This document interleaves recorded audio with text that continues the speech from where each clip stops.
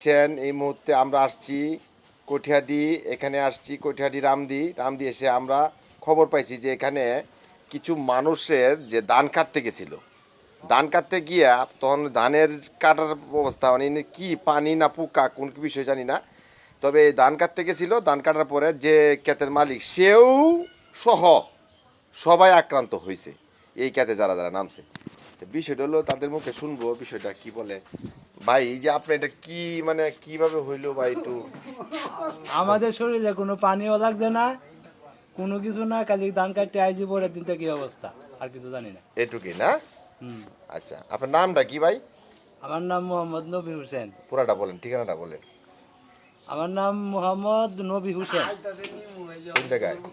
রামদি রামদি কঠিয়াদি। কটিয়াদি। জি। কামাল দেখেন, আমার আরেকটা ভাই, আমার ভাই, আমার ভাইরা তারও এই অবস্থা। হ্যাঁ, তার পিঠটার অবস্থা দেখেন। এই অপরাধটা এটাই যে সে কোনো অপরাধ নাই, ধান কাটতে গেছিল।